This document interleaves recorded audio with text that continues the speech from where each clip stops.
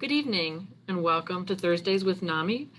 My name is Peg Morrison. I'll be your host for the evening. I'm the Director of Programs with NAMI North Carolina. That's the National Alliance on Mental Illness of North Carolina. Thursdays with NAMI is where we have real conversations with real people on the topic of mental health.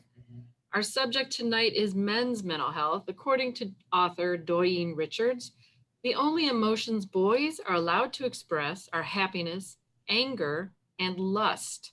Around the world, men are taught not to be too emotional, not to be vulnerable, and certainly don't be weak.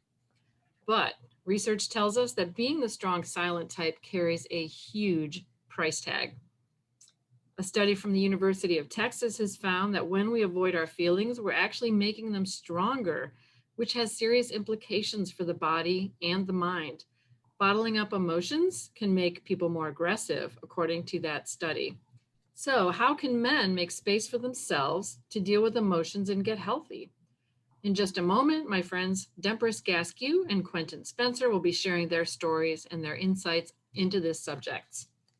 As usual, the first part of our show will be a conversation with our guests. About halfway through, we'll show our video of the week, and then we'll move on to your questions from the virtual studio audience. First, a word from our sponsors.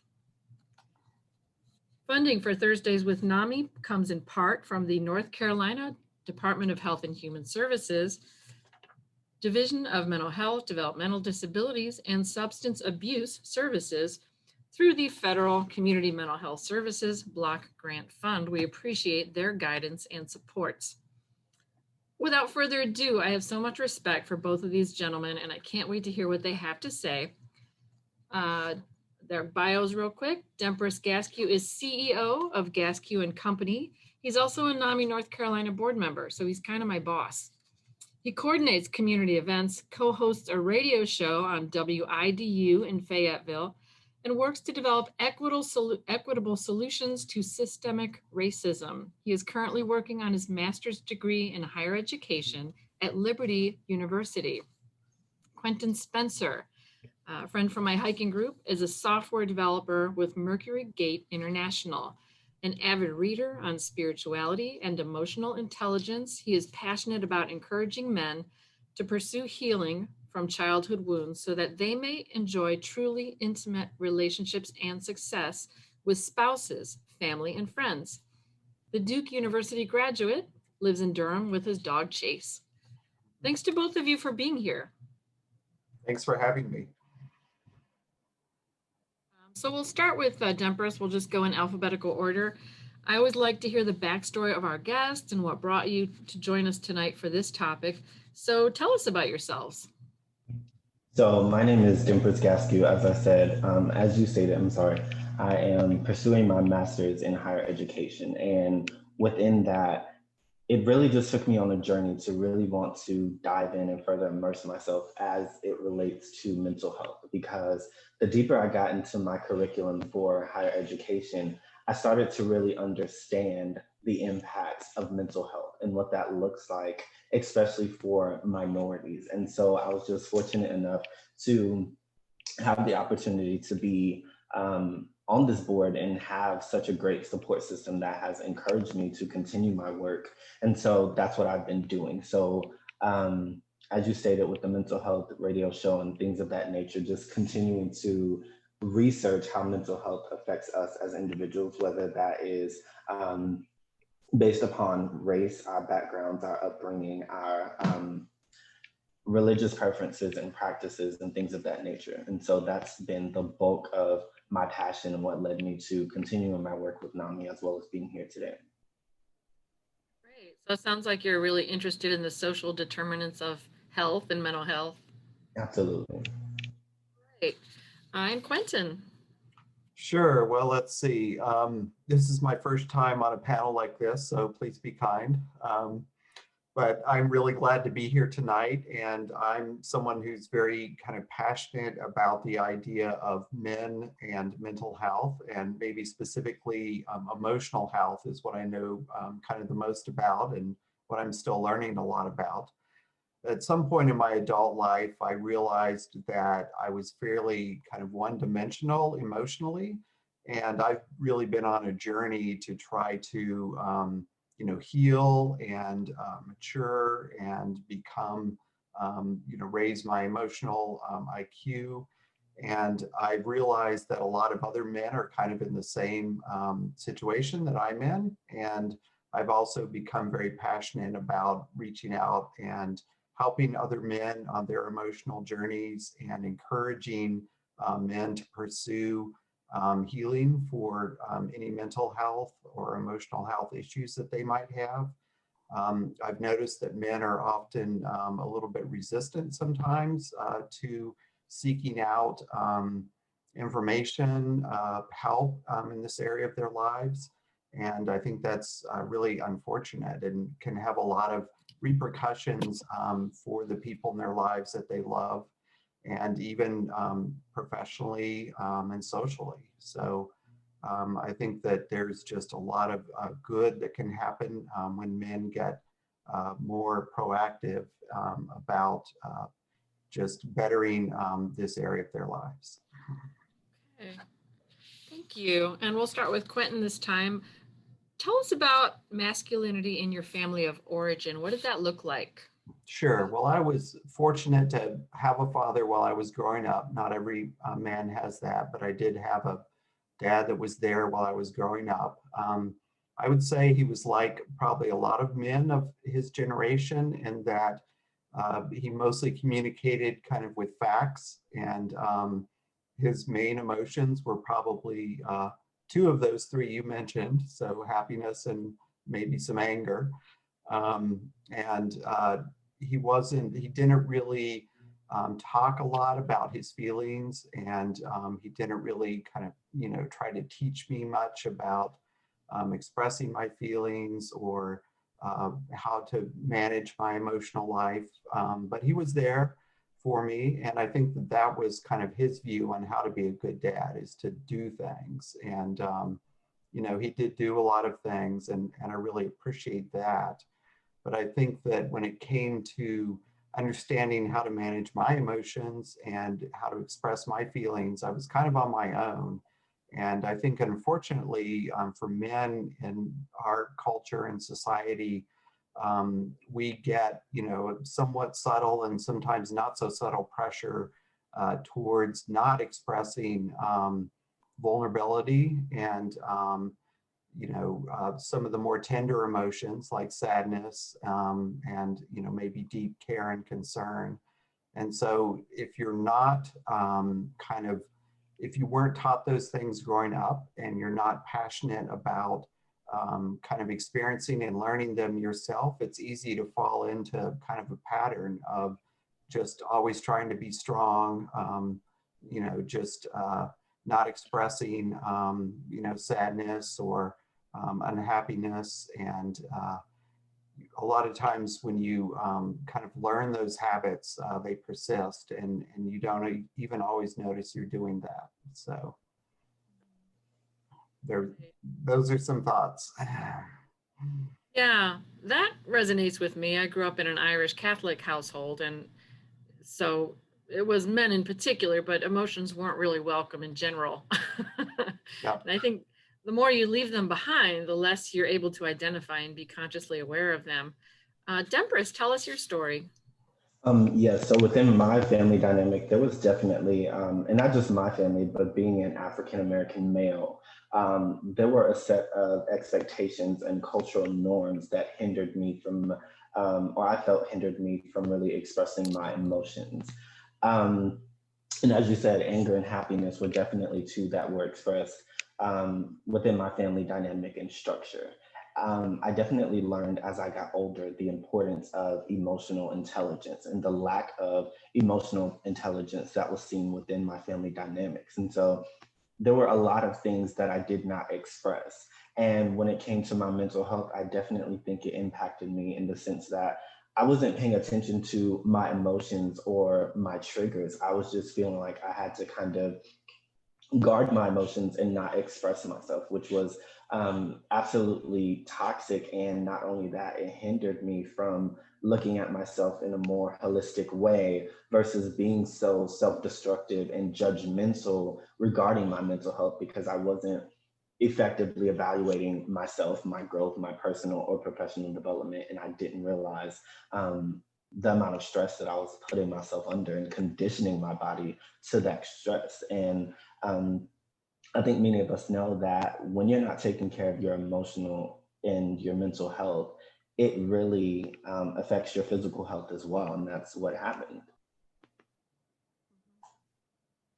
Right. Yeah, we carry that emotion, and it apparently stuffing emotions has been linked to early death from heart condition or certain types of cancer. Been reading up on all this stuff just for tonight. So Dempris, we'll start with you this time. How did that concept of manhood and that lack of emotional processing or knowledge, how did that impact your development or your mental health? It kept me from purpose. What I find so ironic now is with everything that I'm doing with NAMI in the field of mental health, it's caused me to be very vulnerable and transparent.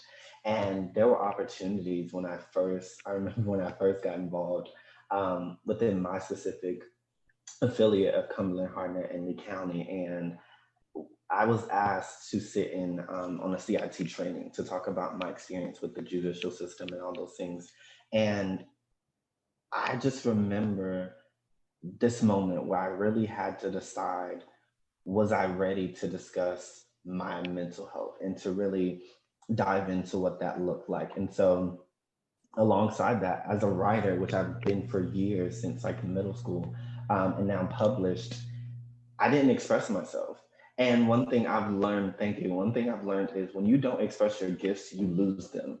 Your mental health, just like your physical health, is something that you have to exercise. And so it definitely kept me from expressing myself and exploring myself with curiosity and the growth mindset as opposed to the fixed mindset, and feeling like because I had things I needed to improve on in terms of self expression, that I was failing in some way, shape, or form. And so even that within itself was such an issue for me, because I felt like, well, I know I need to really deal with and develop better coping mechanisms, but because I don't have them, then I'm already too late. And so now I'm back to square one and just so conflicted, that there were just certain conversations I refused to have.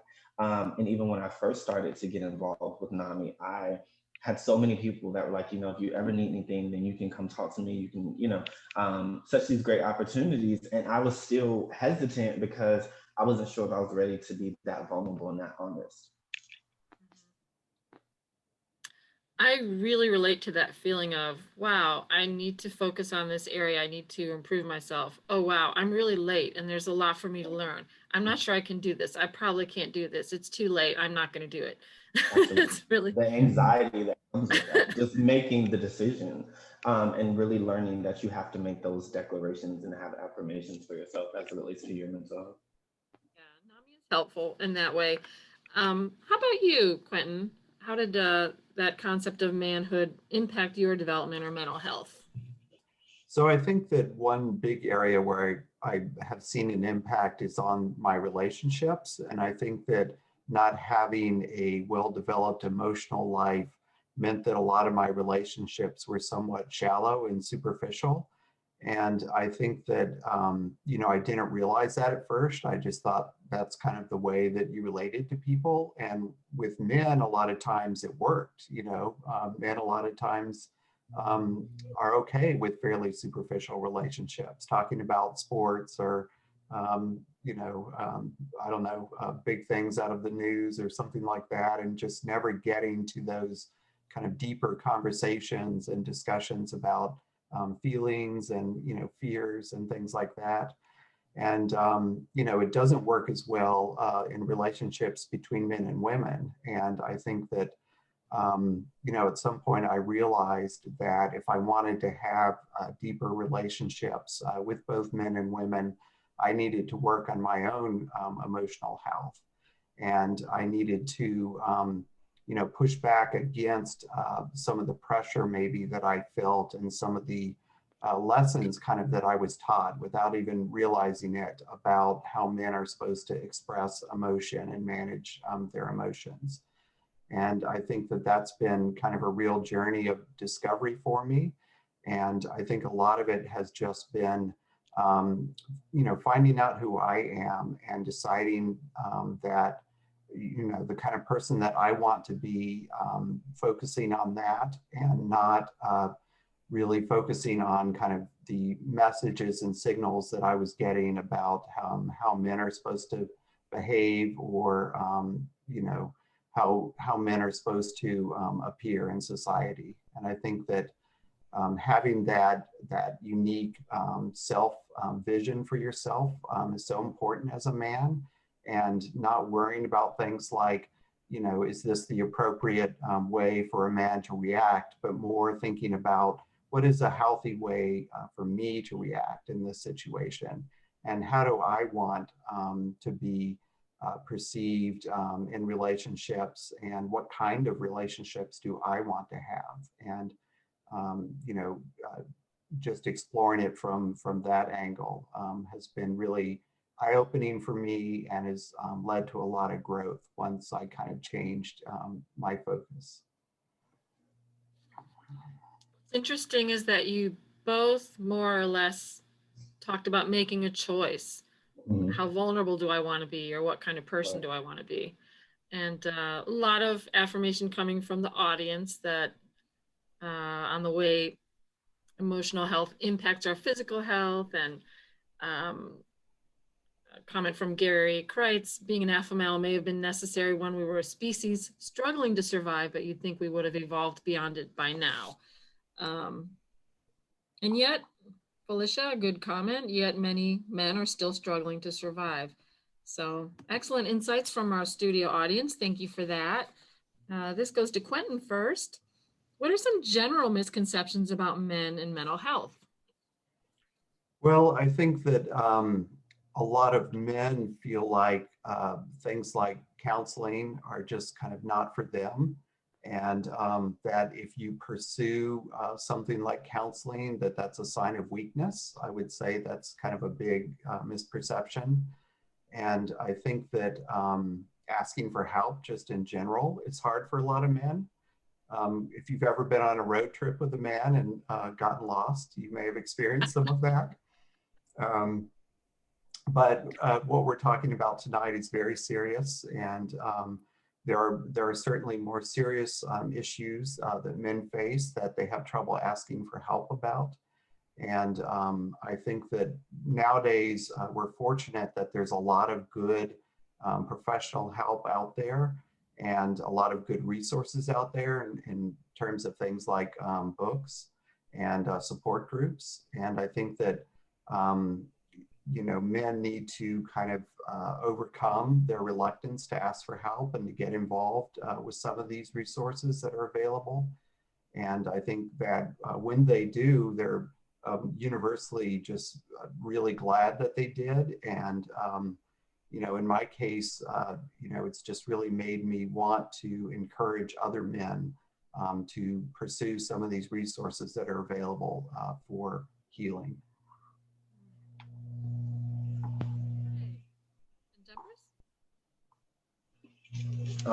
Yes, so I was taking a few notes, and three things that I wrote down, and I have to agree with Quentin, were about pride, leadership, and this perception of weakness. And why I feel those are such misconceptions are because I don't think we have yet really dissected what stigma looks like. That stigma is a very multifaceted conversation in terms of stigma is not just about race or age. It can also be surrounding gender as well as people's careers and their titles. Because what I've found is a lot of times individuals that are in leadership capacities and roles do not feel that they have the ability or the luxury of speaking about their own mental health and their own journeys, because they are so busy having to be responsible for other people that they don't give themselves and allow themselves the time to talk about their mental health. And this superhero complex can be so toxic because whether we're talking about someone in upper management at a crisis facility center, a father, a pastor, or whatever the case may be, we are expected to be the head of the household and the dominant in terms of gender roles and expectations. And so we are not always taught to express our mental health and what we actually need. And as I said before, it can be seen as a weakness. That's something that we really do have to understand. But what I found throughout my journey over these years with my mental health is that vulnerability takes a lot of strength. And I think sometimes we are more so jealous of the freedom that other people give themselves to be honest than we necessarily think is a weakness, if that makes sense. And what I mean by that is sometimes we don't have the courage to do something, and so we discourage other people from doing it. And I think we have to be careful with that because we should not discourage individuals from being courageous enough to talk about their mental health and from being on platforms like this, and then shunning individuals that are speaking about mental health as it relates to their journey. And in terms of pride, I think we definitely need to realize that just because of a gender doesn't mean that you're exempt from mental health. And one thing that I found most interesting, I grew up in a Christian household, and one thing that just stood out to me as I got older was it's funny how men and women are seen as so different. And yet when you think about and you read about the fact that Eve was taken from a man's rib, and she has all these characteristics and she's a reflection of a guy. I find it interesting how when we compare the two, there's such a distance. And I'm talking in terms of emotions. Our emotions aren't that different. How we express them are completely different because of cultural norms and expectations, and because of historically as men, in terms of leadership, we were taught not to allow ourselves to express or to be vulnerable. Yeah, it's hard. It seems to be really tough for men to feel that they have permission or that there's space for them to communicate in that way. And you're right. I agree. It does take courage. It's the opposite of weakness to show your emotion. It's strong. Mm-hmm. Okay. So we've covered that question. Quentin, you already covered that one. All right. So Dempris, you're first this time. Tell me about stigma in your community or your social circles today. Stigma in my community, so of course the African American community, I would definitely say this year has been an example. When we think about all that has happened from COVID to police brutality, there were so many people really struggling to wrap their minds around the fact that we were expressing ourselves. And I'm not going to dive too deep into protesting and conversation regarding that, but there was a lot more expression of, as it related to our mental health and how we felt and the pain that individuals felt within the African American community when it came to the things that were going on and that are still going on. And so I think it's something that we are still trying to deal with. I think regarding the African American community and mental health, we've been more reactive than proactive. When someone passes by way of suicide, when someone tries or attempts self-harm, then we were creating Facebook page, we're creating these awareness videos and all these things within our individual communities, and we're posting about these statistics. But then when that person is well, because they're no longer institutionalized, then we go right back to the same toxic traits that really affected that individual's mental health. We don't consistently allow men to have safe spaces as it relates to mental health, and not just men, but I'm speaking, of course, from my perspective as a male. And I just feel like that is so detrimental to our community. We really need to focus on finding the proper tools and channels for men to be able to express their mental health, and it needs to be a constant conversation, not just when something happens, because then it becomes almost an exploitation of that person's lives or the trigger of the individual whose lives was at stake. It becomes a campaign, it becomes a trend. And it's like, but these are actual lives, these are actual people. And let's think from the aspect of, what if this was your child? What if this was your grandchild or your colleague? There are certain things that we don't address until it hits us personally. And when it comes to mental health, we can't afford to do that, because when we do, people pass. That's the reality. Very well said, as Wes Thomas wrote in the chat box. And we need to acknowledge that mental illness can be fatal. We need to acknowledge that chronic mental illness is that serious. It can't be a flavor of the month. It has to be an Exactly. ongoing issue. Yeah, Quentin, your thoughts about stigma in your circles? Sure. I guess the one I'd like to mention is the idea of strength and weakness, and kind of what they really mean. And the fact that sometimes for men, vulnerability is equated with weakness. And I think that that's really kind of a fatal viewpoint that can lead you to some pretty scary places. Because I think that in order for men to be strong emotionally, they need to be appropriate, to learn how to be appropriately vulnerable. And I think that, when you look at just say like action movies or sports heroes, the idea of, kind of the almost Superman man that defeats all the bad guys and, wins the day and gets the woman, and, just how things like that help perpetuate the stereotypes around, that strength equals physical strength. And that strength a lot of times means not expressing some of the more tender emotions. And I think that, men need to come to understand weakness as being unwilling to express emotion, and not, expressing when they're sad or they're hurt. And I think that when men don't learn to express emotions like sadness and hurt, a lot of times anger ends up being used as a cover, and that can lead to a lot of unfortunate problems in relationships, and even deviant behavior.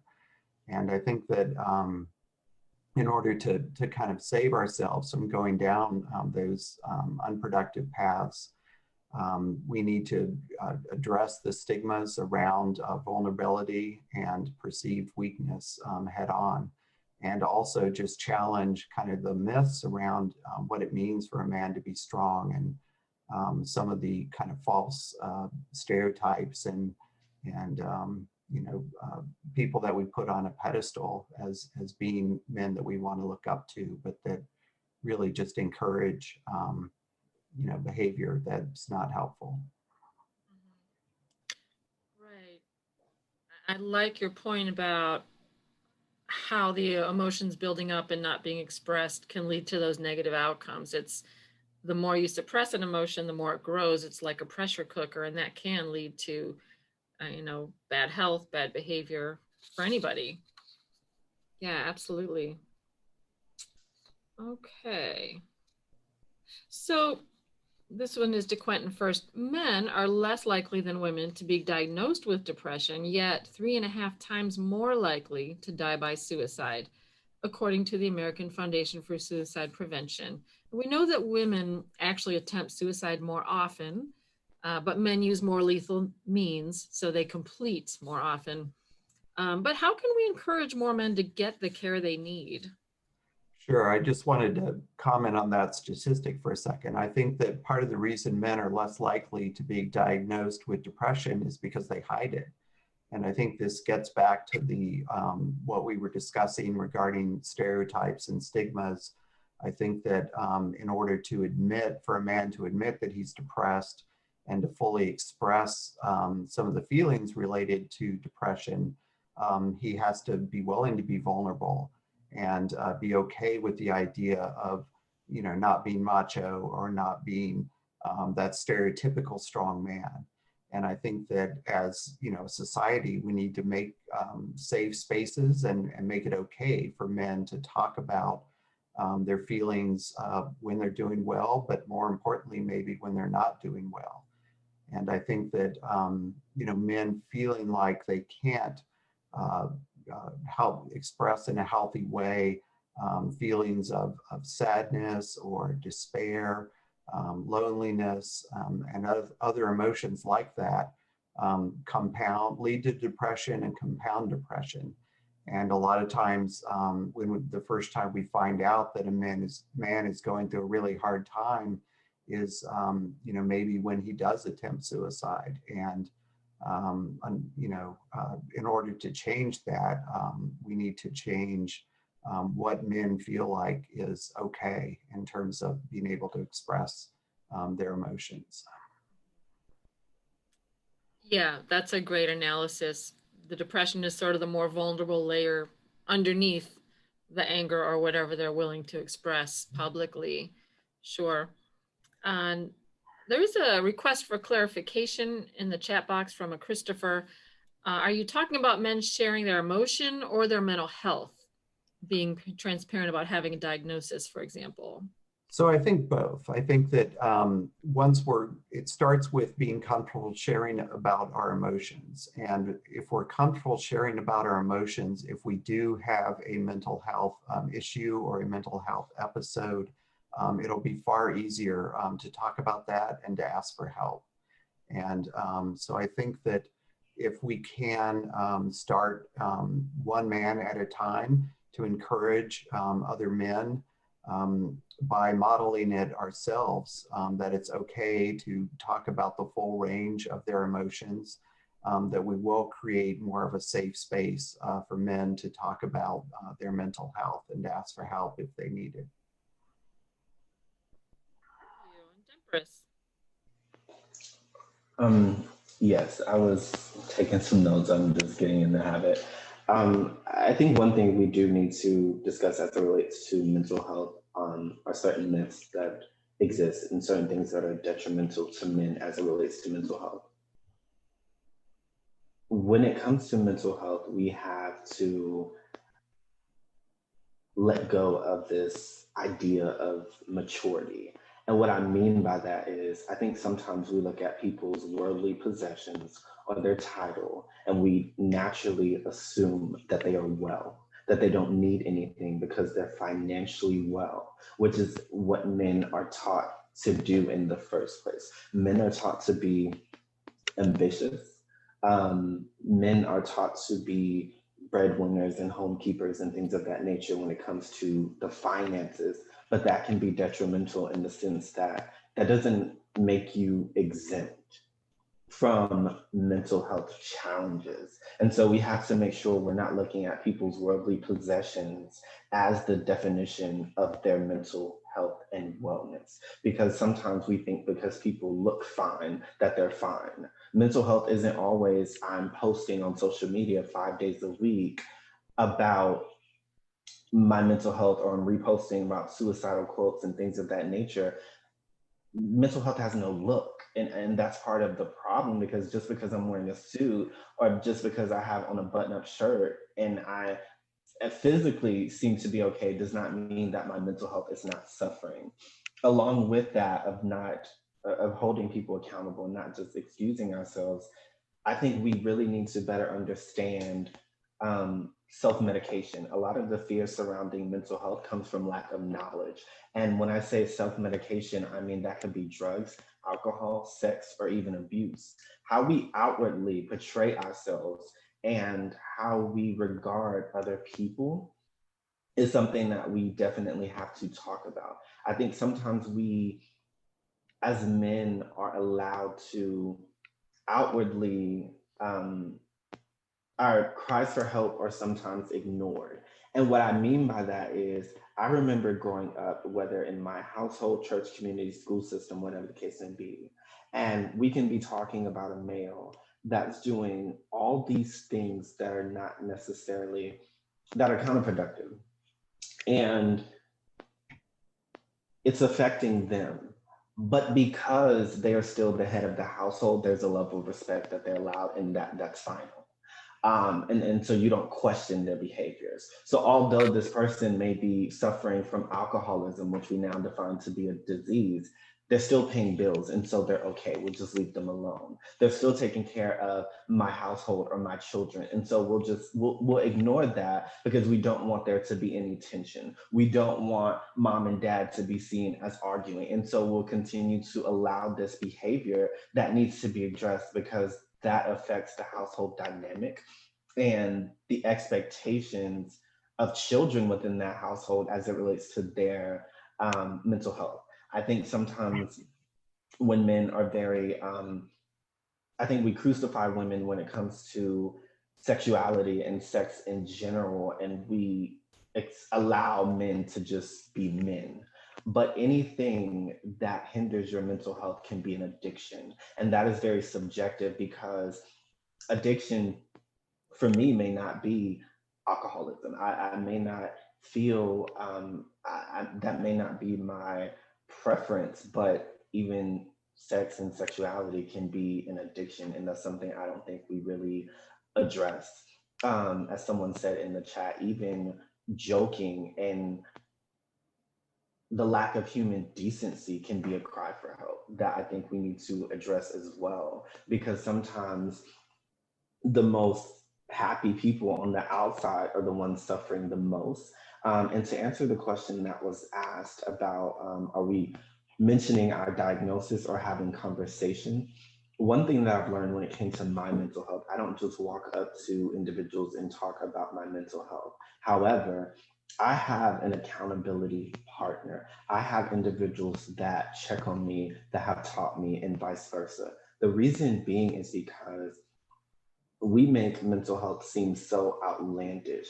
But the reality is, if something affected your physical health, you would tell somebody. You would ask somebody to go to the hospital with you. You would ask somebody to check on you, go pick up your medication. But when it comes to our mental health, it's almost foreign to us to have a conversation about it. One thing that I've learned is, in terms of accountability, I don't think it's something, I do want to clarify, it's not something that you just go and you tell everyone, because everyone in your face doesn't have your best interests at heart. That's the reality, no matter what the conversation is. However, one thing that I've learned to do is when there are things about mental health on my social media and on TV, or I'm having conversation because it's illustrated a lot more in media, someone's conversation surrounding what they're seeing and digesting lets me know how deep in conversation to go about my journey and my mental health. So if their perspective is very close-minded, if they are not understanding and not receptive, and or even if they're not compassionate, that's not someone I would want to have that conversation about anyways. And I think sometimes we yearn for our help to come from our family members, our parents, our brothers, and our sisters. And so when it doesn't, then we feel like, well, there's no help for us. But you have to be in a place where you're ready to get the help that you need and that you deserve it, that even if it's not the people I think should be checking on my mental health, let me find an organization, a behavioral therapist, or whatever the case may be, that will actually listen to what I'm going through. That it may not be the first person, and it does take work to get to that tribe and those individuals who are really going to listen. But for you and your own health, it's worth it. As we said, we're reading a statistic that 3.5 were more likely to die by suicide. So we can't really, we can't afford to not do the work because we've seen the devastation. I really like your point about men who are good providers, men who are successful financially. Well, they couldn't possibly have a mental illness or be struggling with depression. It's almost a box or a cage that they're in, having that reputation, having that prestige, that they're less and less likely to ask for help when they need it because they don't want to break that facade. So there are downsides to presenting well when you're not doing well. Can I add to that real quick? Dempris, Dempris, you listed some common forms of medication, and to those, I just wanted to add work. Often yes. work becomes a form of medication for men, and our society tends to really glorify men that work really hard and are successful. And the fact that they're at work 60, 80 hours a week, is just seen as kind of the price to pay for success. Mhm. And a lot of times men are avoiding kind of, deep relationships and emotional experiences by throwing themselves into their work. And I think as a society, we need to get better about questioning people that overwork. That's a great point. Next question goes to Dempris first. When you were still struggling, what did you find helpful or unhelpful coming from your loved ones?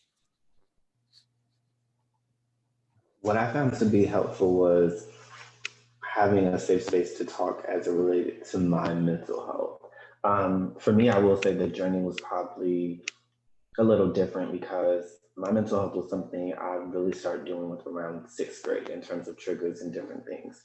So it took me, and I know I'm young, but that's about a 10-year journey for me. And so when I finally did start talking about my mental health when I first got to NAMI in 2018, I was unapologetic because I was tired.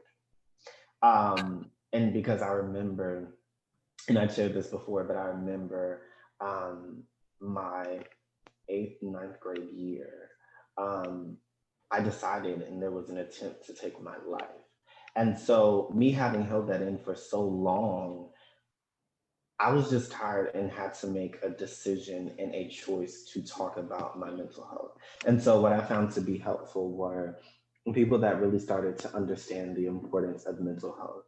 And it just brought joy to me now because when I am doing an interview for NAMI, whether that's local, state, or national, I pay attention, of course, to the family members and my colleagues who are reposting those things and supporting. Because, again, as I said before, it lets me know the individuals that are going to be within my tribe.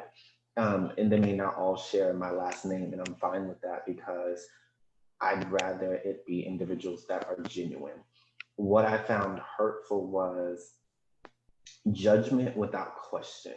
And what I mean by that is sometimes people judge because of their lack of knowledge and fear.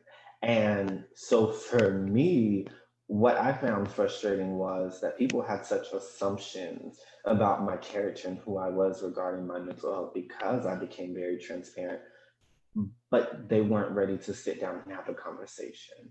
And so you're talking at me, but what response am I to give? What positive feedback do you expect when you feel so ashamed or you're telling someone that they shouldn't be discussing these things or that they're telling the family's business?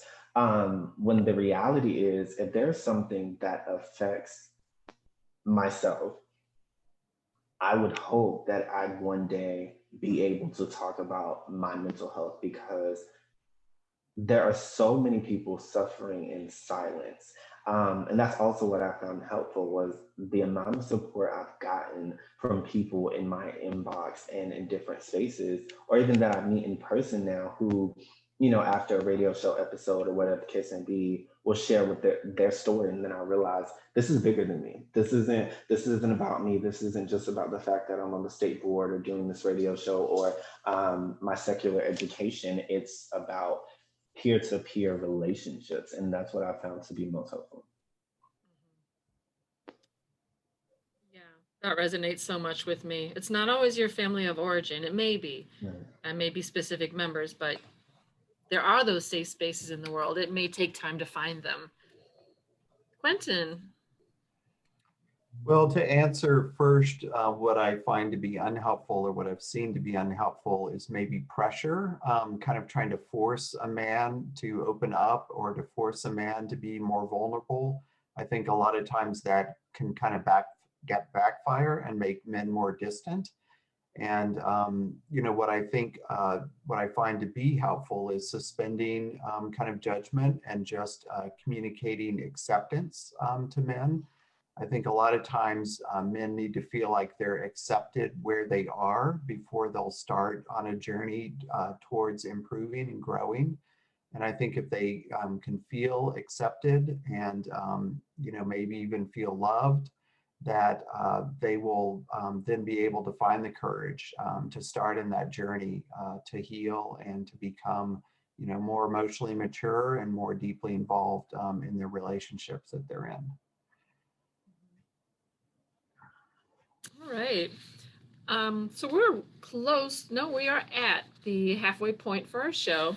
So I think before we move on to our video of the week, I'd like to give you each the opportunity, if you'd like to say something we didn't get to, or if you have a, not really a closing statement, but a halfway point statement.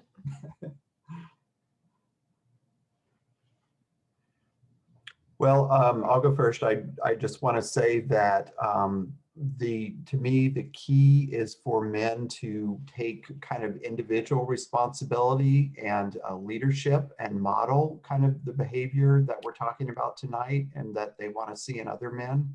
And I know I, try to challenge myself to model the behavior that I think other men should have and that I would like other men to have towards me in terms of, being vulnerable, being accepting of difficult emotions, and being open to asking for help and getting help. And I would just like to challenge all men and even, women that have close relationships with men to encourage men to model those positive behaviors. And I think that it's through one man at a time, but through our own peer group, seeing men step out and take leadership and being emotionally vulnerable and asking for help, that will have a ripple effect and help other men to be able to do the same. Thank you. I think for me, one thing I would definitely say regarding mental health, we all have a social responsibility. And what I mean by that is maybe you're not ready to have a deep conversation with someone regarding their mental health, but even informing yourself and sharing this type of information and the resources is a start. Baby steps are still steps. It's not always going to be that you have a conversation and tomorrow someone is in therapy. That surely was not the scenario with me. As I said, it took about 10 years. But it was just baby steps of really learning different coping mechanisms and techniques, not because of what someone else said, but because I realized that I had a choice to make and that a lot of the traits were, or my triggers were hindering my performance academically, as well as my engagement in my personal and professional life. And so what I, as Quentin was saying as well, I definitely just challenge individuals to become more aware and just to always, when you're jumping on these calls and these meetings, just invite someone. And if you're not comfortable enough with inboxing someone directly, just share on your page and allow the person the space. Right. Well, we'll be hearing more from Quentin and Dempris in just a moment. Now we're going to look at our video of the week, but first I want to give a big shout out to those working behind the scenes. We've got our psychiatric RN, Gail Pruitt, who's on the chat box. Thank you, Gail, for spending your evening with us, even on your day off. Our fabulous intern, Eddie Simmons, who works behind the scene on tech support, and of course, our executive director, Gary Kreitz, for always being there. Of course, the biggest thanks to Quentin and Dempris for spending your evening with us. Now, our video this week is powerful. It's an excerpt from the 2016 film, The Mask You Live In, which takes a deep dive into the concept of toxic masculinity. It's available on YouTube for rent very affordably and several other venues. If you decide to rent the movie, the whole thing contains quite a lot of colorful and explicit language, although this clip I think is PG. So now, virtual studio audience, thank you for joining us so far. It is time for your questions. If you're new to Zoom, you may be wondering, how do I ask a question? Somewhere on the bottom of your screen, there's a Q&A icon. Simply click on that, type your question, and it will magically be delivered to all of us. So check that out. We've got one in the queue so far. This is more of an observation for this year of all the challenges we are all going through from my experience. Some of my closest friends have become distant. I think they are going through challenges and they're ashamed to admit it. I think men are having challenges and are bottling it up. Any responses?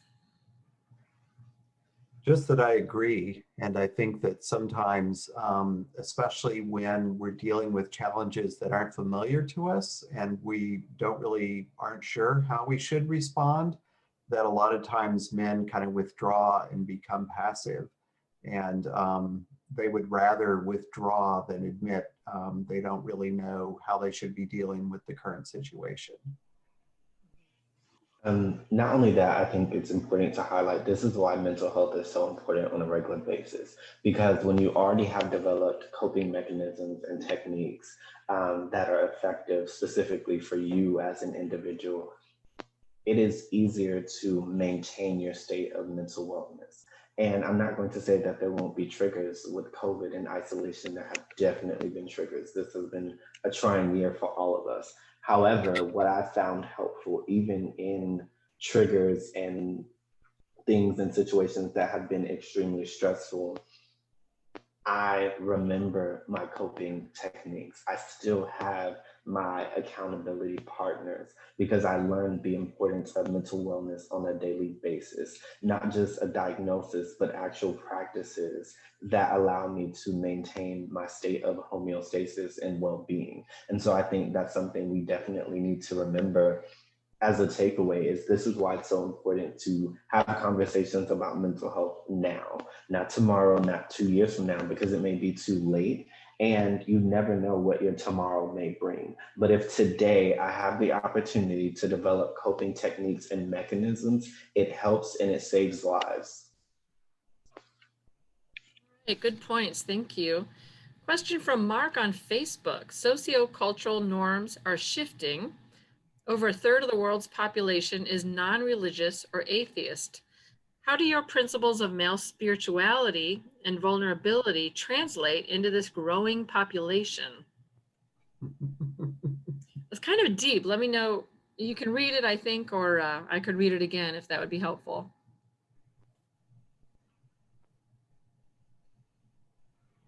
I mean, I think that, we all get strength from somewhere. And I think that it's important to think hard where a good place to draw strength from is. And that's obviously a very individual decision. For some people, that's a higher power. I know it is for me. For other people, that might be their family. It could be some cultural touch points. It could just be something deep inside themselves that, allows them to believe in themselves. But I think that we all need to find our strength and our true strength, not kind of maybe the false ideas of strength that we've gotten from the culture around us. But I think as men, if we can understand that to be vulnerable is to be strong, and find that touch point for strength for us, that we can then use that as a launching point for growth and maturity.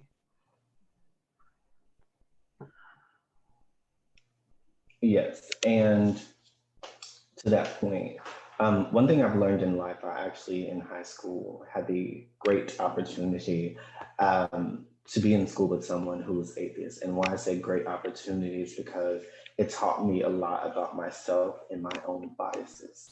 Because me growing up in a religious household, I had certain expectations out of fear and my own ignorances regarding this individual, what their morals, their standards, and cultural norms would be. And alienated them unintentionally and unknowingly until I sat down and really started to have conversation and realized that spirituality and preferences don't necessarily have to separate us as people. Sometimes it's easier to separate than it is to bridge. And one thing I've really learned is you teach people through your actions, not your words. And what I mean by that is I have learned not to allow, especially working with NAMI, we deal with such diverse groups of people, but not to allow someone's personal preferences on race, religion, or even politics to create a discriminatory environment. As I'm on this panel even now, Quentin and I may have very different views, but what brings us together is understanding the importance of mental health. However, there's a social contract that there's an expectation of me to be respectful of him and vice versa. And that is something that regardless of someone's personal preferences, we should always extend. We always teach and tell children and students about the golden rule of treating others the way you want to be treated. But it's something I think as adults we kind of forget, out of sight and out of mind. And it's important for us to remember that. And sometimes I think we hold on to our religious preferences as an excuse to not bridge the gap. And I don't think we always realize that that makes us biased or prejudiced in certain ways. That yes, I may have a preference in a way of life, but there's no body of doctrine that doesn't allow me to be a decent person to someone else. It doesn't mean that I have to agree. It doesn't mean I have to look through life through the same lens. However, being a decent and kind person and understanding someone's hierarchy of basic need through, Maslow's laws and things of that nature, or model rather, that's important for us to remember. And the thing that's kept me when it comes to people that are non-religious or atheists is we are in a very diverse landscape in America. In the future, I don't know who my neighbors will be. I don't know what my future employer's personal preferences would be. And so it behooves us as individuals to practice tolerance. And tolerating someone else's views doesn't mean that you're disrespecting or downplaying yours. It just means that you listen, which is why you have two ears and one mouth to begin with. And so it's just important to exercise those things that sound so simple, but they really do allow us to bridge relationships. And not only that, sometimes your best friends and accountability partners come from very unlikely people. And sometimes it does you well to have someone within your corner, in your circle, that thinks from a perspective other than you. Because if you're the smartest or most knowledgeable person in your relationship dynamic, are you really learning or growing? Absolutely not. You can't. Both. I love those answers, and I really appreciate the question, Mark. I certainly agree that there are many paths to happiness, wellness, God, whatever your end goal is. The thing that could be lost as people evolve away from church is that structure, that community. So that's what I think that should be another area of focus, is making it easier for people who are spiritual, who are not, or who are atheists. How do they connect easily? And how do they get that foundation that comes so easily when you do have a church community? All right, next question. The biblical concept of the generational curse seems to play out in maleness. We are afraid to express emotions because our fathers were afraid. How do we break the cycle with the next generation? So one thing I learned, I'm sorry, I'm ready to tackle this one. One thing I learned, and we talk about this often in whether that's me in the aspect of mental health, spirituality, or religion, when we say generational curses, we have to be careful because there are also generational choices. And even within the question, we have to be careful because once you learn of your behavioral patterns, you then have a choice to change those behavioral patterns. And so once I got to a certain age, I'm well aware of what my parents and my grandparents' views were regarding mental health. However, for me and my mental health journey, it did me absolutely no good to exhibit those same habits and traits. And so once I was aware that this was toxic, I changed my behaviors to make sure that what I was doing was healthy for me. And alongside that, I think we have to understand how to separate people from their titles. Sometimes we exalt people because of their title, because this is mom, dad, preacher, teacher, whomever, in their occupation. or their professional life, or even their dynamic within our lives, we feel that we don't want to disrespect their views. And so we kind of have to exhibit the same traits. However, your parents, your grandparents, your family, they're still human. And just because something worked for them or because they were comfortable with those behaviors does not mean that it's okay. And we have to understand from the psychological perspective, learned behavior, and it kind of goes into nature versus nurture. But one thing I've learned is when it comes to our worldview, typically that's outwardly. And typically the basis of our worldview begins with ourself, our family, and then it continues to expand. So although I love my family, if this is not productive, if this is not healthy for myself, then I'm not going to continue the behavior because it just does me no good. And I've learned not to hold on to the expectations that I'm expected to grow into just because of past and historical things. And one way I look at it now is there was a point where what Albert Einstein was doing was seen as insane. What Martin Luther King Jr. was doing was seen as unprecedented, and Malcolm X, and then Barack Obama. My point is, when we make strides in choices to do something different, oftentimes that is challenged and misunderstood. It's typically not until years later people get the respect or acknowledgement they deserve. However, we have to be tenacious enough to know if this has not worked for me, if I've tried this behavior and it has not worked for me, then I don't need to continue to exercise it. I remember reading a quote where someone said, repeating, in my own words, paraphrasing, repeating the same habits and expecting different results is the definition of insanity. And that's important when we're talking about our mental health, not using insanity in the sense of calling someone insane. We're going to be respectful of other people and not use that language. However, in the context of that quote, if you are not getting the results that are allowing you to increase your quality of life, why would you continue the behavior? It becomes a choice. It's not always a generational curse. So I love that phrase, generational choices. Is that a thing, or did you just spontaneously come up with that?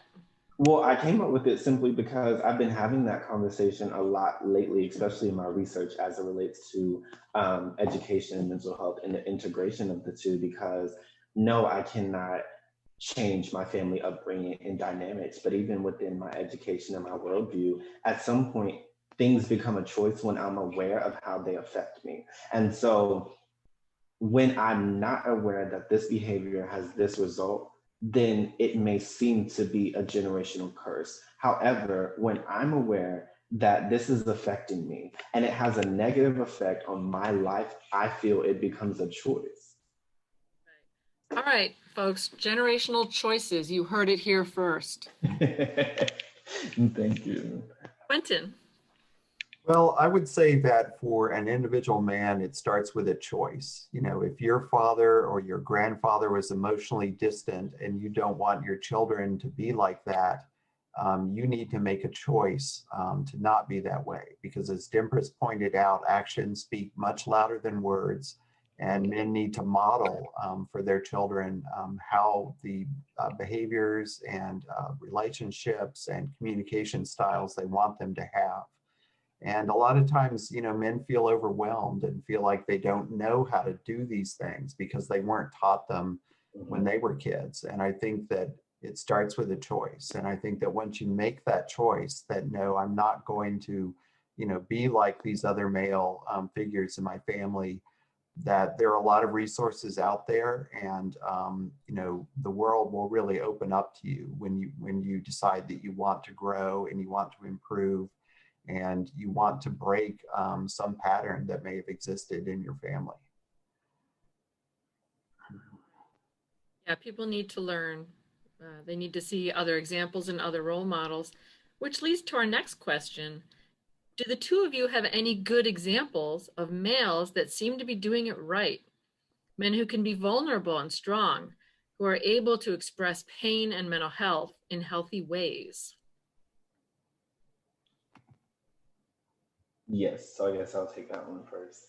Um, One of the first, regarding mental health specifically, was definitely our executive director, Gary Kreitz. And the reason why I mentioned this individual is because they've definitely been an essential part of my healing process. The reason being was because I remember having, at my affiliate, hearing of the work of NAMI and what the state office was doing, and seeing how productive the office was. I immediately felt a disconnect, thinking that when I actually sat down and had my initial conversation, that it would either be extremely clinical or that I would feel inferior, just being honest and transparent. And I remember my first time meeting Gary and just his embrace and the words of encouragement and just the passion. And so it really taught me, alongside him, Victor Armstrong, and different individuals that I've been on panels with and co-authored with in the book, um, Men in Mental Health, Volume 2, Series 3, because it really taught me that there are not as many males in mental health spaces as there are females. However, we have some pretty phenomenal people in the state of North Carolina who are doing wonderful things. And so, really allowing myself to get more involved is what kind of lessened the stigma of having conversation and understanding what that looks like, especially because sometimes I think we use such this verbiage and terminology that we sometimes forget the simplicity of simple conversation and human decency. And that was something I immediately, my fear was dissolved, as I said, when I met Gary, as well as you, Peg. We've had conversation for a while now. And so it's just been a wonderful experience just to be able to be embraced and learn about mental health and what those coping techniques and mechanisms look like, but to also understand what that work-life balance was for individuals in the field of mental health. I agree with you about Gary. Quentin? Well, I think you may have a separate question about resources like books, but I think for me, it's really been some male authors that have really opened my eyes towards the potential that men have for both being a man, embodying the good qualities that we typically associated with maleness, but also at the same time embracing vulnerability and some of those emotions that aren't typically associated with men, like compassion and understanding and empathy. Just a couple I'd mention, John Eldridge, Matthew Kelly, but there are some really good books out there that have been written by men that are for the purpose of helping other men. And they are a good example of resources that are, especially nowadays, easily available and cheaply available to men that do want to grow. For those answers, I there are good examples out there, so I appreciate that question. What would you say to men who are clearly struggling with depression, despair, anxiety, but just refuse to consider getting any kind of help? I think what I would do is challenge them that it's not just about them, but that every man has relationships in their lives. It could be a spouse, it could be a child, it could be a family member, and that by not seeking help, they are doing harm to those relationships in their lives. And I would just challenge them that, even if they've decided for their own sake they don't want help, that sometimes they really need to make that decision to pursue help for the sake of those other people in their lives that are depending on them. I would definitely, I'm sorry, I would definitely say active listening. The reason why is because I don't want to say there's necessarily a refusal of accepting the help. I think sometimes there's a refusal to ask, and those are two different things. Because what I found to be very interesting, even when I have individuals trying to challenge my involvement in mental health and my transparency, through active listening, that can be very stimulating for them, because sometimes I've found where people see, um, we think sometimes of mental health in clinical terms. And so we may think of therapy or having a journal, whatever the case may be. Sometimes venting is a start in a small step. And if you learn to actively listen, you can really learn to understand what someone's asking for and understand the nuances of effective communication.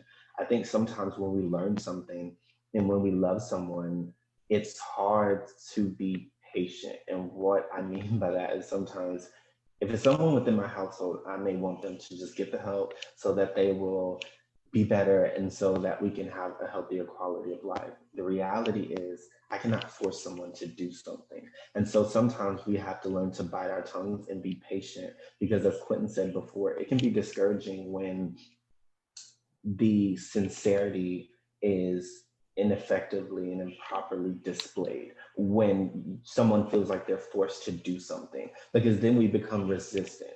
And so I think that's the most important thing, is active listening, because someone may not come to you and say they're having thoughts of suicide, but they may start mentioning what's stressing them out. So instead of you going about your day, just stop to listen, because that can really open the door for deeper conversation, and they'll learn to get more comfortable with you because you were an active listener, versus sometimes when we just want to diagnose people, for lack of a better words, then they're more resistant. I don't necessarily want to feel like I'm being judged or analyzed, and I may not be ready for that conversation.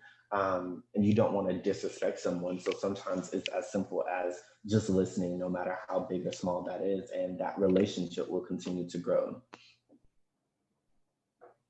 I love both of those answers. I think with Quentin, the focus on others can sort of take the ego part out of it, and it shifts the focus. It shifts their feeling about the decision. And Dempris, I think you're right. The first step is having someone you trust enough Right. where you can just air out how you feel and get a start with even looking at that, and having someone as a sounding board.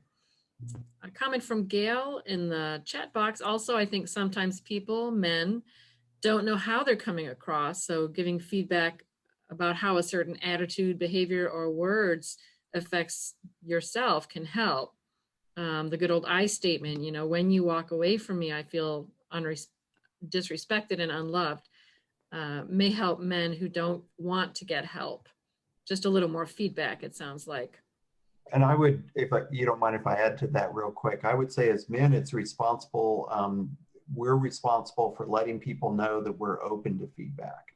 I think that a lot of times, people that are in men's lives can be a little bit fearful about giving them feedback because maybe they've seen them react in anger in the past. And I think that we need to let our loved ones know that we are open and want their feedback, and create a safe space to get that feedback. It's all about opening that door, huh? Exactly. So for the two of you, Quentin and Dempris, were there any defining moments in your story that helped or hurt your recovery, your journey?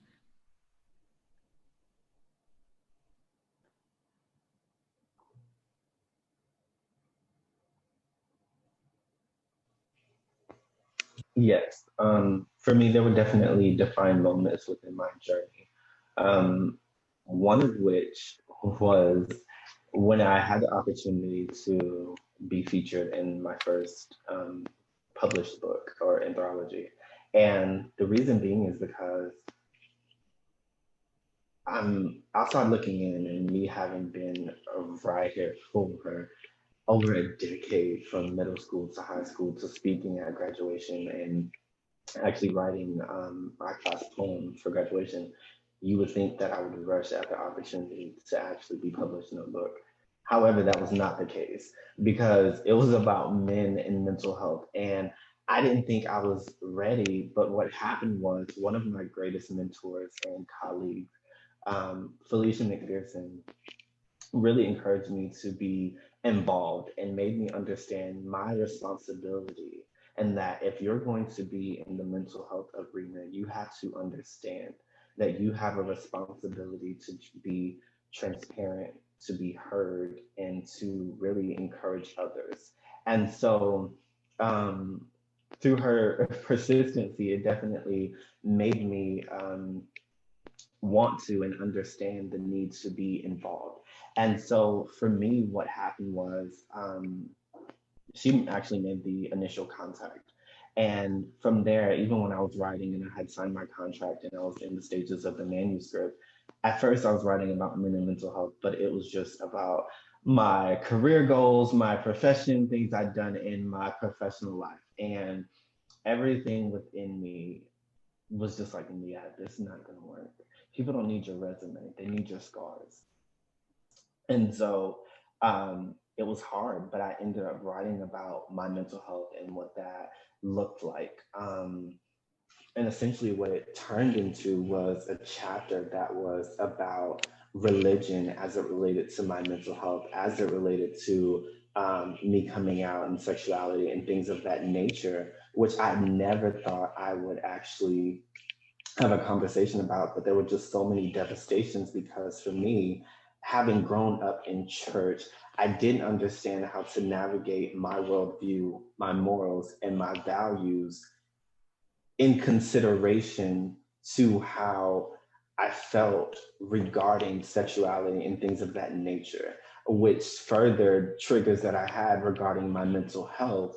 And I didn't know what my sense of morale was supposed to look like because within that belief system, I was taught that this was such a horrible and ultimating thing and defining thing that I didn't think about what my life should look like on a daily basis, and that it did affect my mental health in many ways for years in terms of me being comfortable with myself and me really looking at coping mechanisms and getting the help I need, because essentially the biggest issue for me was I felt like I didn't deserve the help because of my upbringing, and what it wasn't intentional. However, that was how I felt, and so that's why I advocate the way I do to this point now. But it definitely helped me in the sense that it's just been a beautiful conversation that's been continuing, and that led to my second anthology, which will actually I finished up December 1st, the day before my birthday. So this will be the second book to come out, and so I'm just grateful to continue that process. That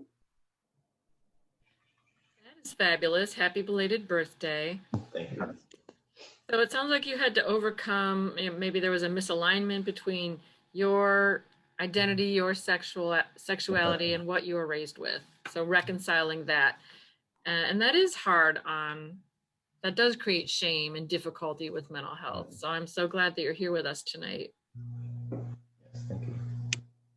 So I'd say a defining moment for me was getting divorced. And I think that divorce for me kind of represented the death of kind of my dreams and what I thought my life was going to be like. And I think even that's a very unfortunate and difficult event for anyone to go through. But I think it led me to take a hard look at kind of my life and who I was as a person and where I was emotionally and mentally, and realize that if I wanted to make a new life for myself and become the person that I wanted to be, I needed to make some changes. And so I think that experience in my life was the catalyst to making a lot of positive changes and pursuing growth in my emotional and mental health, and being open to input from others, and just a lot of things, a lot of decisions and changes that fed back and allowed me to grow and learn and become a better person and ultimately a stronger man.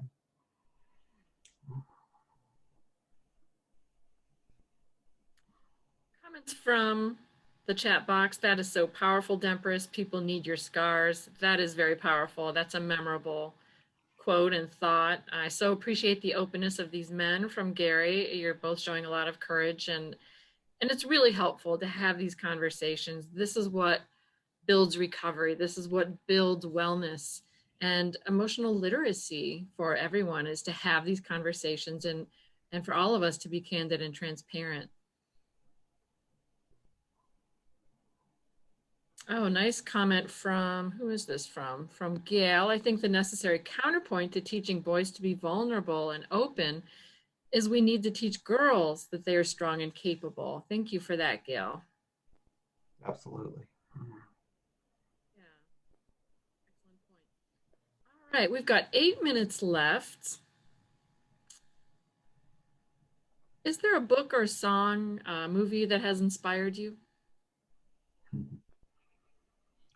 So I just thought I would mention a book that I've read recently. This is by one of the authors that I mentioned. Kind of hard to see it with the camera and everything, but it's called The 7 Levels of Intimacy. And it's subtitled The Art of Loving and the Joy of Being Loved. And it's by Matthew Kelly, an author I mentioned earlier. And basically it just kind of goes through different kinds of intimacy and starts with kind of the superficial types of intimacy, like cliches and sharing facts, and gets all the way down to talking about feelings, talking about fears and hopes and dreams. And it was really just kind of eye-opening to me. I certainly, have the understanding that there are different kinds of intimacy and openness, but being able to read a book where somebody had taken a hard look at not just what the different kinds of intimacy were, but how you can progress from one level to another was very helpful to me as a man and as somebody who didn't necessarily get the deeper levels and kinds of intimacy modeled to him. And so there are books, like this that I mentioned out there that can really help men and help us to, take a hard look at our lives and realize that if we want strong relationships and deeper levels of intimacy, that we really need to work for them. And we need to arm ourselves with knowledge and then experience that comes with putting that knowledge to use. And by doing this, we can really grow and have the depth of relationships that will really be meaningful in our lives and the lives of those people we love. Well, that sounds like a must read for me. Thank you. Mhm. And I see another suggestion from Felicia, Make Me Wanna Holla by Nathan McCall. And Dempris, your thoughts? Yes. So a book that definitely inspired me, as I said, growing up, I was always in the creative space. That was just my preference. I wasn't the kid that was playing outside in the dirt. I was inside watching TV or reading a book or studying. And so for me, um, growing up in the South and originally from South Carolina and what cultural norms and gender expectations were, um, my desire to be in a creative space wasn't necessarily seen as the most masculine thing. However, now being published, it was definitely purpose and passion. And so for me, it would definitely be this book, which is, I don't know if you can see it, I'm sorry, Culture Making by Andy Crouch. And the reason being is because this book is about Christianity as it relates to culture. And so for me, one of the things I found to be most remarkable was in the beginning, the book opens and it speaks about how we have a fear of being involved in culture and that we historically within religion and belief systems have been taught to keep culture separate and to be separate from culture. However, in this book, it challenges us to be culturally responsible in that it's our responsibility to be highly engaged and involved because the first thing that God did was create something. And so it just goes on for pages and chapters to really explore creation, not from the worldly view that sometimes make us fearful of participating in our society, but that gives us comfort to understand what that's supposed to look like within that belief system. And so it definitely made me a more creative individual and more confident in my creativity because I was able to understand within my worldview what religion and my belief system really said about culture making and cultivation. Right, Culture Making by Crouch. That does sound fascinating. So 90 minutes has flown by. Do you all have any closing thoughts for us?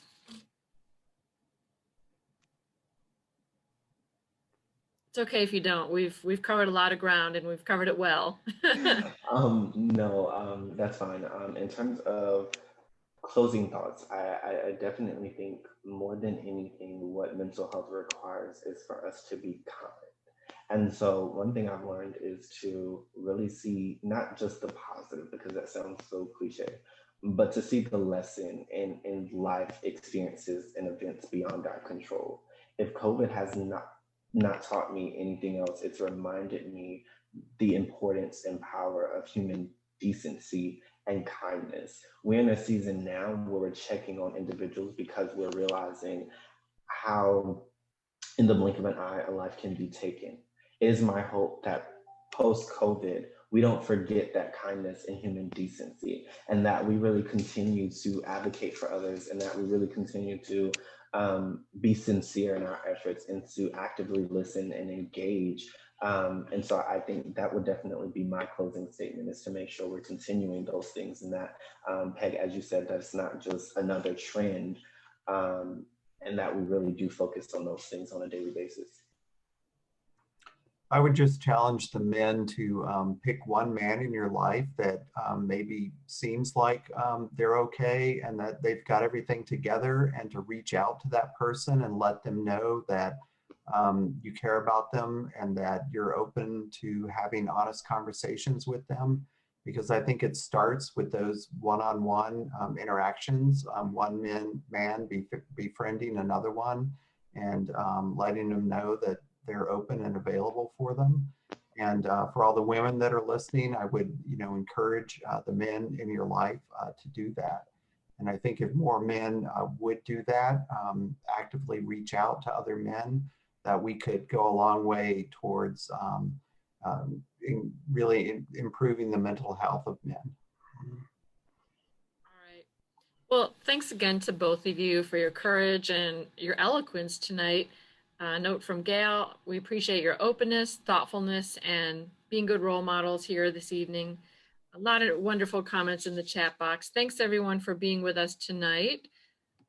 We are going to be off for Christmas and New Year's, and then we're coming back strong with a lot of fascinating subjects in January. And as always, please be well in the week ahead. Observe social distancing. Go do what you need to do and go where you need to go. All right. Happy holidays, everyone. Thanks, everybody. Happy holidays. Thank you. You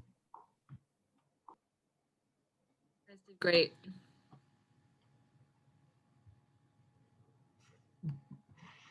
You're on the moon or in space. Yeah, go where you need to go to be safe. Hey, we'll have to catch up soon. We'll see you later. Definitely. Take care.